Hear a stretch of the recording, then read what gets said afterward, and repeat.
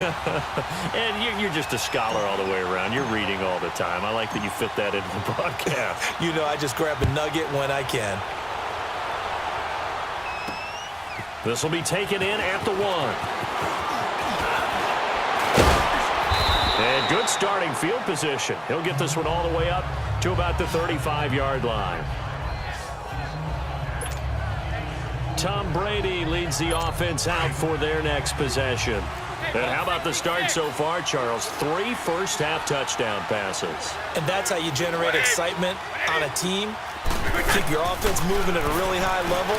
And it's also how you establish leadership by playing that well. 3 touchdown passes, that's the way to lead. Now he's just hoping for number 4.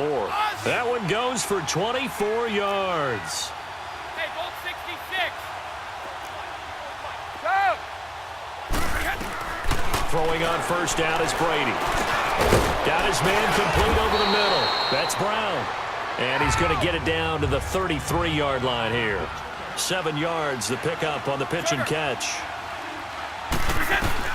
Brady to throw on second down. And Jones has it over the middle. And he gets it down to the 32. That throw good for only a couple. It brings up third down. Well, as this game continues to evolve in the NFL, you know how much coaches love run after catch, but you know what they love even more? Completion. Yeah, just holding on to the ball. Catch it, cover it, tuck it away. Whatever you get after that is almost gravy. That's how a lot of these receivers are being taught now. And inside the 20 before he's brought down. And they'll burn the timeout with 5 seconds left.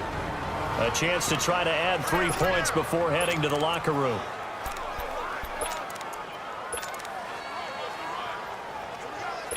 No move for the field goal unit. They're going to go here with 5 seconds left.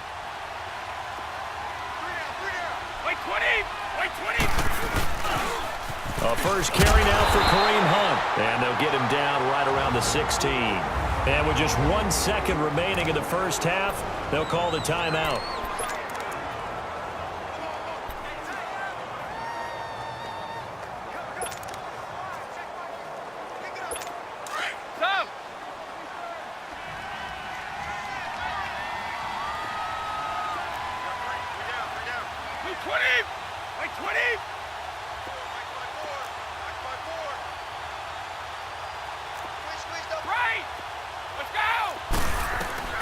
The final shot before half for Brady.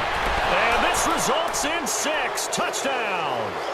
The 4th touchdown pass of the game for Tom Brady. And the Madden Elites, they extend their lead.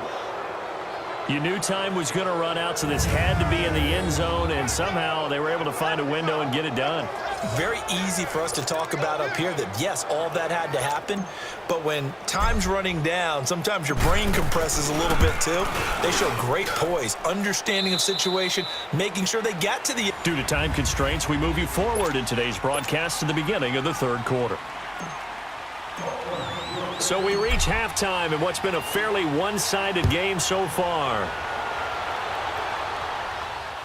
This is taken near the 13. And they're going to start this drive in pretty good shape as they get it up past the 30. Back onto the field now comes the wideout Antonio Brown.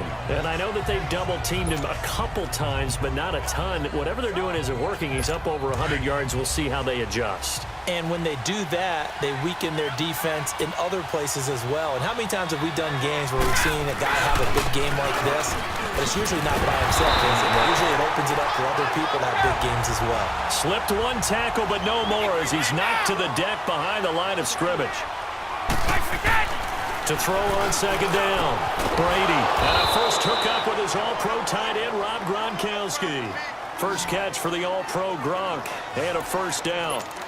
Ah, yes, Brady to Gronk. You think these two are in sync? Without a doubt. And, look, they both understand what they can do for each other. Gronk knows if he gets open, the ball's going to be there.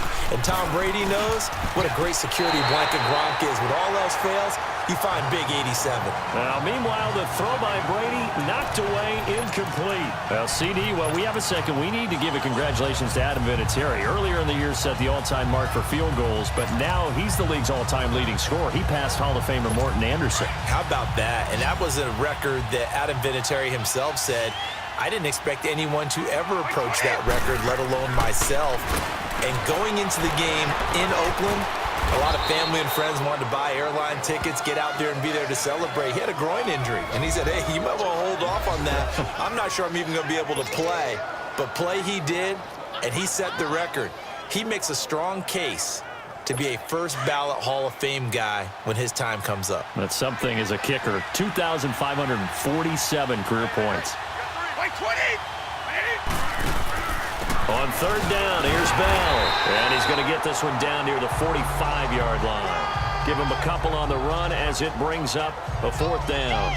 Tough first half for him, unable to put up the numbers he's used to producing. But with a guy like him, you and I both know it just takes a couple of explosive touches for him to make an impact on this game and on the stat sheet as well.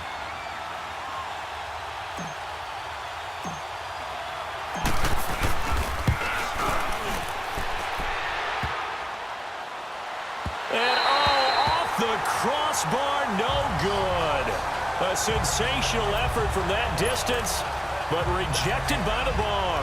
And this score will stay right where it is. All things considered, a pretty good kick, just cruel punishment there to be denied by the crossbar.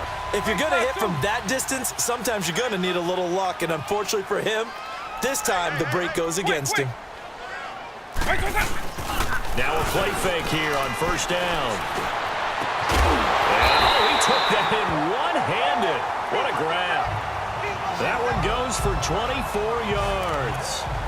That was a terrific catch. I mean, to go up there and get it one-handed like that, but I almost want to go into that riff about back in my day, the gloves weren't quite like this. When did gloves really become prevalent, just in general? I think in the 80s. I think as we started to move through the 80s, especially as we got towards the latter part of that, but a lot of those were really like baseball batting gloves to begin with not much of a tacky area on the glove. In fact, there was none.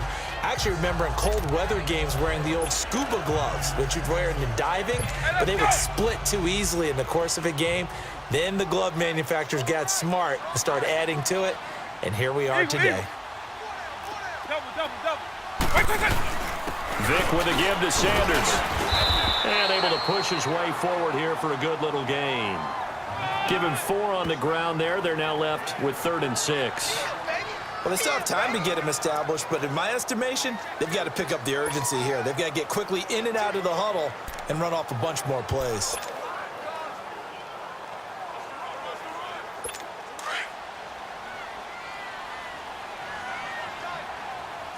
East left snub. Double. Eagle. Double. To throw, Vic. And he's going to go down. Back at the 27-yard line, he's sacked.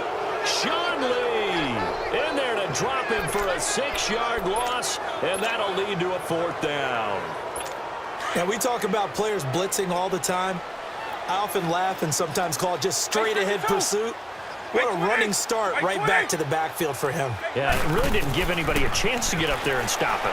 No, I mean, that's really, really difficult. You're asking a whole lot anyway, but when he gets that kind of a start and comes through clean, oftentimes the advantage definitely goes to the defensive player. Now, meanwhile, they go for it on 4th down, and my goodness, incomplete. But just taking a glance real quick at next week's games in the NFL, Chiefs at Browns, that's kind of intriguing. Obviously, the Browns are struggling, Charles, but Mayfield and Mahomes, that's going to be a fun quarterback battle. It's going to be a blast, isn't it? Maybe they can recreate their day when they played against each other in college, when Mayfield had transferred from Texas Tech to Oklahoma. Mahomes is now the starting quarterback at Texas Tech.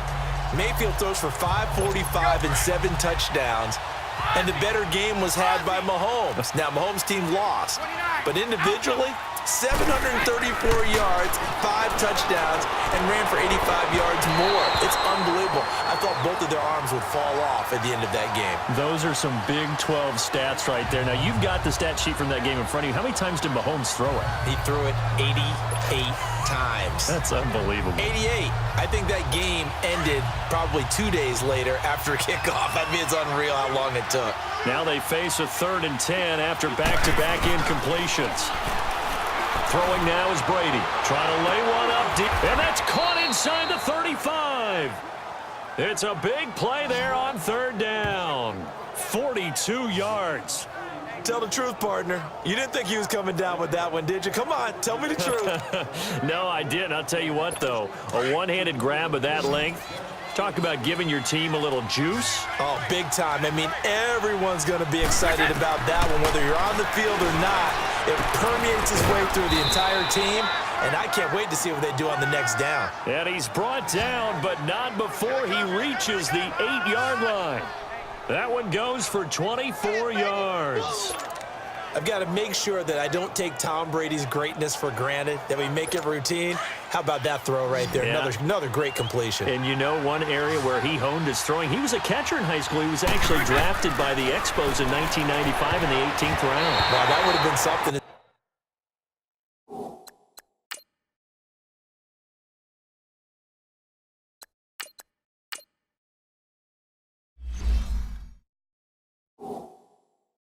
See him behind the dish. Think he's gunned down a few guys? Gunned down a few guys trying to steal second. That would have been fun to watch.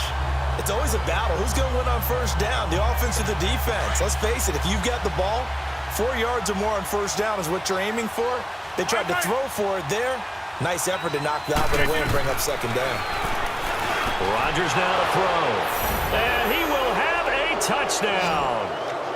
Rob Gronkowski from 8 yards out. And the Madden Elites, they extend their lead. And when a hail...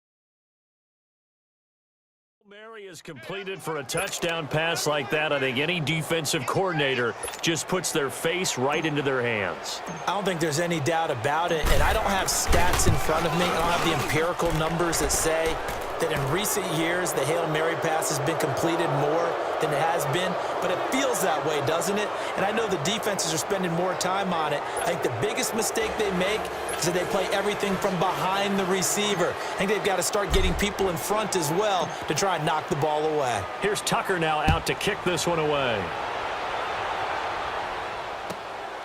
This one taken just inside the 10. Shrugs the tackle. Nice.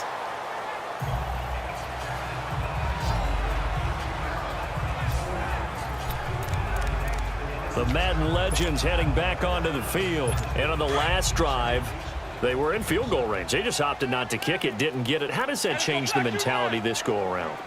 I don't think it changes much for the head coach because this is what he preaches all the time. Oh, this is taken in. It's complete.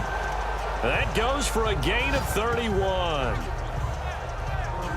And at this stage, down in the second half, looks like they just wanted to find a way to get it in the hands of their playmaker, and they did. I think you're exactly right. I don't think the coordinator's looking at his play sheet and trying to figure out which play will work well.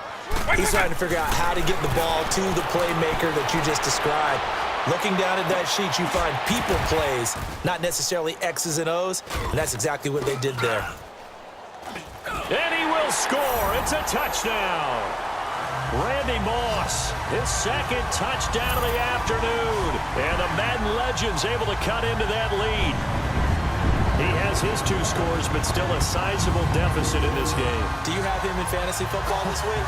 Unfortunately, no. It's too bad, right? That would have been big points, but he is really trying to rally his team as best he can. Things are not going as well the rest of the way for them. That's why they're down with this deficit. He might need to score a couple more times.